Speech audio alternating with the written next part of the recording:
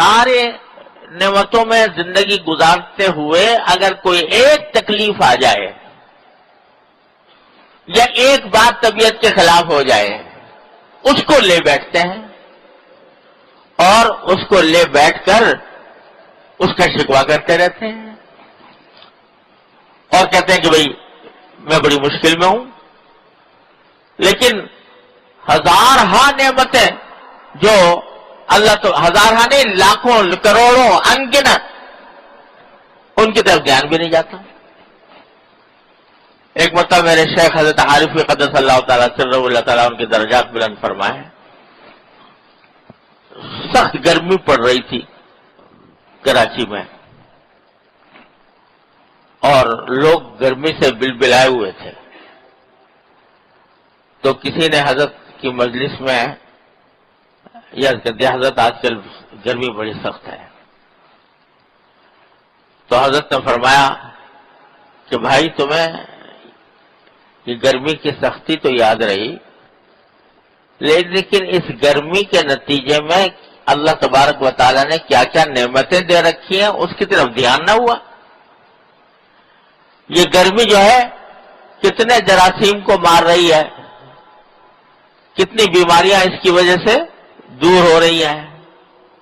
اس گرمی کے نتیجے میں کتنی کھیتیاں پک رہی ہیں، کتنے پھل پک رہے ہیں. یہ گرمی ہی تو ہے جس کے نتیجے میں فصلیں تیار ہوتی ہیں، جس کے نتیجے میں پھل پکتے ہیں. مدینہ منورہ مکہ مکرمہ میں، مدینہ منورہ میں خاص طور پر جو سخت ترین گرمی کا زمانہ ہوتا ہے، کھجوریں اسی میں پکتی ہیں، اس سخت گرمی کے موسم میں پکتی ہیں. تو گرمی تو بہت شدید ہوتی ہے، لیکن اتنی ہوتی ہے کہ بعض اوقات فجر کے وقت میں بھی آدمی محسوس کرتا ہے کہ لو چل رہی ہے، فجر کے وقت میں بھی. لیکن اسی گرمی کے اندر وہ کھجوریں پک رہی ہوتی ہیں جو سارے سال مزے سے کھاتے ہو اور جس کے اوپر بے شمار انسانوں کی معیشت کا دار و مدار ہے. تو فرمایا یہ تو زبان پہ آ گیا کہ گرمی بڑی سخت ہے اور اس کی جو تکلیف پہنچ رہی اس کا تو ذکر کر دیا، لیکن اس گرمی کے ذریعے اللہ تبارک و تعالیٰ نے جو بے شمار نعمتیں تمہیں عطا فرما رکھی ہیں اس کا دھیان نہیں. تو اگر اللہ تعالیٰ یہ دیکھنے والی نگاہ دے دے جو حضرت والا نے ارشاد فرمائی کہ دیکھو تو ہر تکلیف کے اندر بھی یقیناً ہر تکلیف کے اندر بے شمار مصلحتیں، بے شمار حکمتیں، اللہ تبارک و تعالیٰ کی بے شمار نعمتیں ہر تکلیف کے اندر موجود ہوتی ہیں. تو لیکن دیکھنے والی آنکھ چاہیے، سوچنے والا دماغ چاہیے، دھیان رکھنے والا دل چاہیے، تو وہ اس نعمتوں کی طرف دھیان کرتا ہے. میرے حضرت والد ماجد قدس اللہ تعالیٰ سرہ اللہ تعالیٰ ان کے درجات بلند فرمائے، وہ اس بات کو بڑے بلیغ انداز میں تعبیر فرمایا کرتے تھے کہ ہم لوگ واقعات کو الٹا پڑھتے ہیں. الٹا پڑھتے ہیں کیا مانا کہ اگر اس کو سیدھا پڑھ کر دیکھو تو کائنات میں پیش آنے والا کوئی واقعہ ایسا نہیں ہے کہ جو مآل کار نعمت نہ ہو اللہ تبارک و تعالیٰ کی.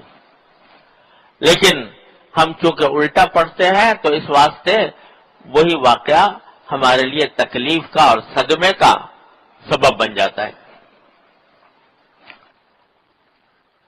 یہ بات ارشاد فرمائی کہ حضرت والد ماجد رحمۃ اللہ علیہ نے میرے بڑے مرحوم بھائی کی وفات کے موقع پر، جبکہ حضرت والد صاحب علیہ کے بڑے چہیتے صاحبزادے تھے، مولانا محمود اشرف صاحب کے والد، اور تقریباً جوانی میں انتقال ہوا، ان کا صدمہ پہنچا ہوا تھا.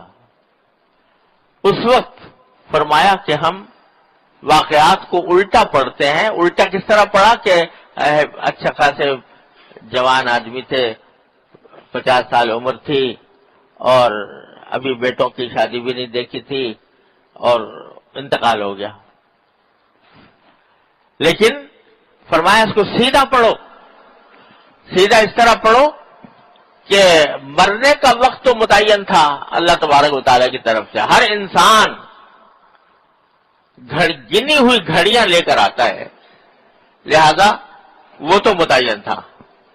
لیکن وہ موت جو کہ آنے ہی والی تھی, اس کو, اس کے صدمے کو کم کرنے کے لیے اللہ تبارک و تعالیٰ نے کتنے اسباب مہیا فرمائے کہ وہ حج کر کے آئے تھے, اللہ تعالیٰ نے ان کو پاک صاف کیا حج کے نتیجے میں, پھر واپس آ گئے, اپنے والدین سے بھی ملاقات کی. مولانا محمود اشرف صاحب اس زمانے میں مدینہ منورہ میں پڑھتے تھے, تو ان سے بھی ملاقات ہو گئی, ان کو خدمت کا بھی موقع مل گیا.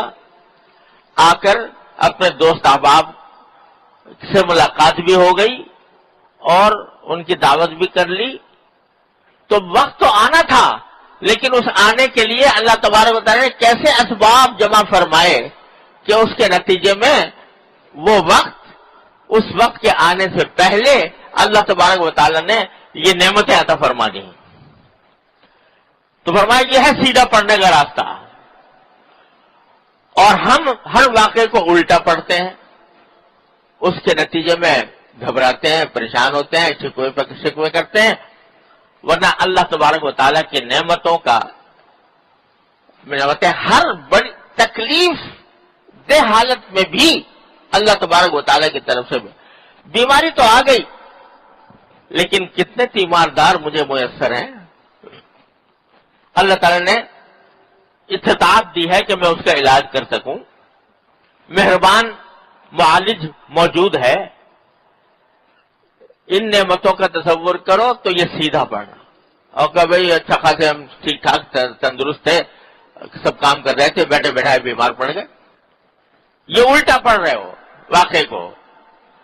ارے کوئی انسان ایسا نہیں ہے کہ جس کو زندگی میں کبھی نہ کبھی بیماری پیش نہ آئے, لیکن بیماری پیش آنے کے ساتھ اللہ تبارک و تعالیٰ نے کتنے اسباب دے رکھے ہیں راحت کے اور اس تکلیف کو ہلکا کرنے کے. اس کو بھی تو غور کرو.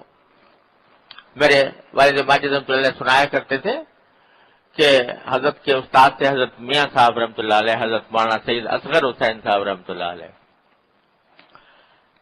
تو ان کے بارے میں حضرت والد صاحب تعالیٰ کو اطلاع ملی کہ بیمار ہیں, تو عیادت کے لیے تشریف لے گئے. حضرت کو اس وقت بہت شدید بخار تھا, شدید بخار تھا, تیز بخار, جل رہے تھے بخار میں. تو حضرت والد صاحب رحمۃ اللہ علیہ نے جا کر پوچھا کہ حضرت کیسے مزاج ہیں؟ تو فرمایا اللہ تعالیٰ کا شکر ہے کہ میرے آنکھ صحیح کام کر رہی ہے, اللہ تعالیٰ کا شکر ہے میرے کان صحیح کام کر رہے ہیں, اللہ تعالیٰ کا شکر ہے دل صحیح طرح دھڑک رہا ہے, اللہ تعالیٰ کا شکر ہے کہ میں بات کر سکتا ہوں, اللہ تعالیٰ کا شکر ہے کہ میں بیٹھ بھی سکتا ہوں. البتہ تھوڑا بخار ہو گیا ہے, دعا کرو اللہ تعالیٰ وہ بھی دور فرما دے. تو جتنی تکلیفیں نہیں تھیں ان کا پہلے ذکر کیا کہ یہ نعمت میسر ہے, یہ نعمت میسر ہے, یہ نعمت میسر ہے, یہ نعمت میسر ہے, یہ تھوڑی سی ہے, اللہ تعالیٰ اس کو بھی دور فرما دے. اللہ تعالیٰ یہ ہمیں اپنے واقعات کو سیدھا پڑھنے کا عادی بنائے تو اللہ تعالیٰ کی نعمتوں کا پتہ چلے, اور نعمتوں کا پتہ چلے گا جتنا اس پر غور کرو گے اتنا ہی اللہ جل جلالہ کی محبت انشاءاللہ پیدا ہوگی. تو نعمتوں کا استحضار, اس پر شکر, اس کی عادت ڈالنے کی ضرورت ہے. صبح سے شام تک نہ جانے کتنے واقعات ہمارے ساتھ گزرتے ہیں جن سے راحت ملتی ہے, بس گزرتے چلے جاتے ہیں, اس سے ویسے ہی گزر جاتے ہیں, گویا میرا حق تھا مجھے مل گیا. ارے اس پر اللہ تعالیٰ کا شکر تو ادا کرو, یہ تو کہو کہ میرے پروردگار نے مجھے یہ نعمت دی ہے. نعمتوں کا استحضار عادت ڈالنے سے ہوتا ہے, مشق کرنے سے ہوتا ہے. تو جتنا جتنا یہ استعدار ہوگا اللہ تعالیٰ کی رحمت سے انشاءاللہ اتنی ہی محبت پیدا ہوگی. اللہ تبارک و تعالیٰ کی ذات.